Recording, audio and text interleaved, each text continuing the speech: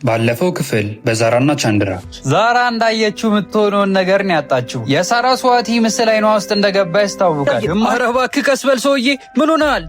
ችግር አለብህ እንዴ? መኪናውን አቁመው እንጂ። አባቷ ወደ እሷ ጠጋ ያለና ዛራ ወደዚህ እንዲመጣ ዝግጅቱን እንዲጀምር ልንገረው ብሎ ጠየቃት። ዛራ መመለስ ስላልቻለች ዝም ብላ በፊቷ ፈገግ አለች። ሰላም ውድ የዳግሻ ዩቲዩብ ተመልካቾቼ በሙሉ እንዴት ቆያችሁኝ? ወደ ዛሬው ክፍል ከማለፌ በፊት ባለፉት ክፍሎች ላይ ባሳያችሁኝ ፍቅር ጠለቅ ያለ ምስጋናዬን አቀርብላችኋለሁ። ዘወትር ከሰኞ እስከ ቅዳሜ ዛራና ቻንድራን ማታ 1 ሰዓት ላይ፣ ጥቁር ፍቅርን ደግሞ ማታ 2 ሰዓት ላይ ለእናንተ ውድ ተመልካቾቼ ለማድረስ ዝግጅቴን ጨርሻለሁ። ሰብስክራይብ፣ ላይክ፣ ሼር በማድረግ እንድታበረታቱኝ በአክብሮት እጠይቃለሁ። ወደ ዛሬው ቪዲዮአችን እንለፍ። ዛራና ቻንድራ ክፍል 6። ፊልሙ ሲጀምር ዛራ በእጇ የሳለችውን ስዕልና ከአቶን አንዱ በኢሜል የተላከላትን የቻንድራን ምስል እያመሳሰለች ፈገግ ስትል እናያለን።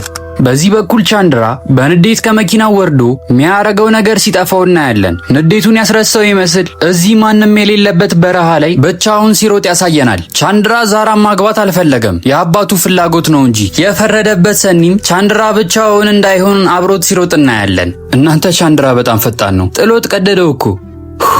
ለማንኛውም ወደ ፊልማችን እንግባ። ቻንድራ ትንሽ ከሮጣ በኋላ ቆመና እናቴ በደስታ ኑሮዋን አልኖረችም፣ ምክንያቱም ህይወቷ እስካለፈበት ሰዓት ድረስ ብቻዋን ነበረች ሲል ተናገረ። ሰኒ ትንሽ ከሮጣ በኋላ ደረሰበት። ያው ቻንድራ ቆሞለት ማለት ነው። እዩት እስቲ ምስኪኑ ሰኒ እንዴት እንደሚያሳዝን። ቻንድራም ቀጥሎ ስለ እናቱ እንዲህ ሲል ተናገረ። የህይወት አጋር ምን እንደሆነ ራሱ አታውቅም፣ ስለዚህ በጋብቻው ጉዳይ አልስማማም። ከዛም ፊልሙ ቀጥታ ወደ ዛራ ቤት ይወስደናል። ዛራና ኩሱምን የቤታቸው ቴራስ ላይ ቆመው እያወሩ እናያቸዋለን። ኩሱም ለዛራ ጥያቄ ጠየቀቻት።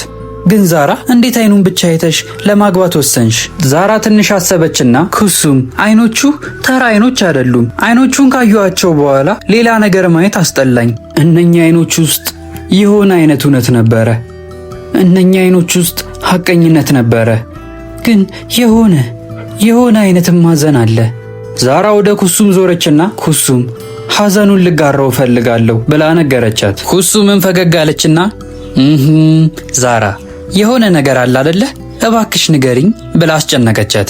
ዛራ ያፈረች ይመስላል። ኩሱምም ቀጠለች፣ ቆይ ከኔ ውጪ ለማን ትነግሪዋለሽ? ዛራም ቴራሳቸው ላይ ያለው ሶፋ ስር የደበቀችውን ምስል ለኩሱም አሳየቻት። ፊቷ በፈገግታ ተሞልቶ ነበር። ኩሱምም ስታየው የሆነ ነገር የገባላት ይመስላል መሰለኝ ነው። ፊልሙን እንቀጥል። እዩት እስቲ ዛራን ፈገግታዋን።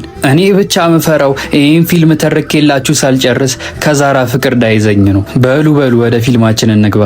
ዛራም የቻንድራን ምስል እያየች ትላንትና ማታ እኛ አይኖች የሆነ ነገር ሲነግሩኝ ነበር፣ ምናልባት ዕጣ ፈንታዬ እሱ ይሆናል። ሳራስዋቲ ቻንድራ። ኩሱምም ለዛራ እንዲህ አለቻት፣ ግን ዛራ አንድ ነገር ልንገርሽ፣ ሳስበው ሳራስ ከአንቺ ይልቅ እኔን ነበር ማግባት የነበረበት። አንቺ አይኖቹን አይተሽ እሺ ብትዩም እኔ ግን ምንም ሳላይ ነበር እሺ ያልኩት ብላት ጥላት ሶፋው ላይ ተኝታ ምስሉን ማየት ጀመረች። ዛራም አይ አንቺ በነገራችን ላይ እሺ አላልኩም፣ ግን እምቢ ልልም አልቻልኩም። ቻንድራ እንደምታዩት ፀሐይ እስክትገባ ድረስ እዛው ነው። ይሄ ሰውዬ ምን አስበው ነው? ቻንድራን ካስጎበኘን በኋላ ፊልሙ ቀጥታ ወደ ኢንዲያ ወደ ዛራ ቤት ይወስደናል። ዛራ ወደ ስራ ገበቷ ለመሄድ እየተዘጋጀችና የቻንድራን ምስል እያየች ፈገግ ስትል ያሳየናል። ጉዷን ያላወቀች ዛራ እዩዋት እስቲ እንዴት ደስተኛ እንደሆነች። የቻንድራን ምስል ወደ መጽሐፏ ከታ ከቤቱ ስትወጣ እናያለን። ይሄ ነገር ባጃጅ ነው ብቻ በሰፈራቸው ባለ የትራንስፖርት አገልግሎት ተሳፍራ ወደ መስሪያ ቤቷ እየሄደች እናያለን። ተሳፍራም እየሄደች ሳለ እሱን እያሰበች ነው። በጣም ደስተኛ ሆናለች። ሰው እንዴት ብቻውን ይስቃል? ቅልጥ ያለ ፍቅር ይሉታል።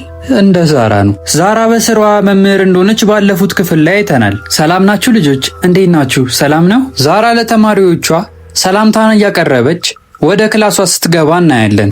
እሺ ሰዎች እስካሁን ድረስ እየተመለከታችሁት ከሆነና ፊልሙን ከወደዳችሁት የሚቀጥሉትን ክፍሎች ለማግኘት ሰብስክራይብ፣ ላይክ እና የደውል ምልክቷን መጫናችሁን እንዳትዘነጉ። የኮመንት መስጫ ቦክሱ ላይ በመሄድ ሀሳብ አስተያየታችሁንም መስጠት ትችላላችሁ። ዘወትር ከሰኞ እስከ ቅዳሜ ጥቁር ፍቅርን ማታ 2 ሰዓት ላይ፣ ዛራና ቻንድራን ማታ 1 ሰዓት ላይ ለእናንተ ውድ ተመልካቾቼ ለመልቀቅ ዝግጅቴን ጨርሻለሁ። እንቀጥል። ደህና ዋላችሁ ልጆች? ደህና ዛሬ መስገን ተቀመጡ ተማሪዎች። እናመሰግናለን መምህር። በአጋጣሚ በዕለቱ አዲስ ተማሪ ወደ ትምህርት ቤታቸው እንደገባችና ዛራ ወደምታስተምርበት ክፍል እንደተመደበች እናያለን። ዛራም ለተማሪዎቿ አዲሷን ልጅ ለማስተዋወቅ እሺ ዛሬ አዲስ ተማሪ መታለች፣ ስምሽ ማን ነው ብላ ጠየቀቻት። አዲሷ ልጅ በዚህ መሃል ሰረስዋቲ ብላ መለሰችላት። ዛራ የሰማችውን ነገር ማመን ከብዷታል። ያው ግጥጥሞሹ ይገርማል። ዛራ ምንም ሳትናገር በድንጋጤ ልጅቷን ስታያት ልጅቷ ያልሰማቻት መስሏት ሰረስዋቲ ብላ ደገመችላት።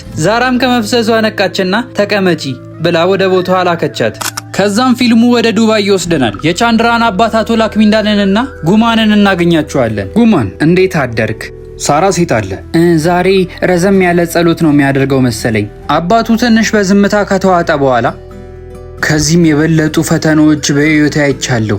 ይሄ ልጅ ግን በራስ መተማመኔን አሳጣኝ። ምንም ላሳምነው አልቻልኩም። ጉማንም ገና በጠዋቱ ለምን ስሜትህን ትረብሻለህ? ና ቡና ፈልቷል፣ ና እንሂድ። ተያይዘው ወደ ምግብ ገበታቸው ሄዱ። እናንተ እዚህ ቴብል ላይ የሌለ የአትክልት ዘር የሌለ አይነት ምግብ የለም እኮ። ይሄ ቁርስ ከሆነ ምሳቸውን መሳል ነው። ለማንኛውም ወደ ፊልሙ እንሂድ። አንቺ ባትኖሪ ብቻዬን እንዴት እችለው እንደነበሩ ላላቅም። ጉማን በፈገግታ አየችው። ልጁ ምንም እንኳን የለየለት ግትር ቢሆንም አንቺ ግን ለሱ የተለየሽ ነሽ።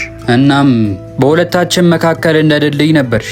ልጄ እናቱን እርዳታ ቢፈልግ መብቱ ነው። ምን እንዳሰበ አላቅም። ብቻ እንደሚያገባ ከተናገርክ በኋላ ድግሱ ላይ ጸጥ ብሎ ነበር። ሄጄ እንዳዋራው ትፈልጋለህ እንዴ? ልጠይቀው? አይ ጉማን፣ አሁንማ የሱን ነገር ለዛራ ተይላት። ጉማን በምሰማው ነገር ደስተኛ አልሆነችም። ወዲያው ፊቷ ሲቀየር እናያለን። ዛራ ሁሉን ነገር ትቀይረዋለች። ጠዋት ተነስቶ መጽሐፍ መድገሙን ትቶ ከቆንጆ ሚስቱ ጋር ተቀምጦ ቁርሱን መብላት ይጀምራል። ጉማን ምንም እንኳን በአባትየው ሀሳብ ባትስማማም በፈገግታዋ ማስመሰሏን ቀጠለች። አባትየው ይቅርታ እንዴ ብሎ ተነስቶ ጥሏት ሄደ። ጉማንም በውስጧ አይ ላክሚንዳን ይሄን ለማግኘት ብዙ ለፍቻለሁ።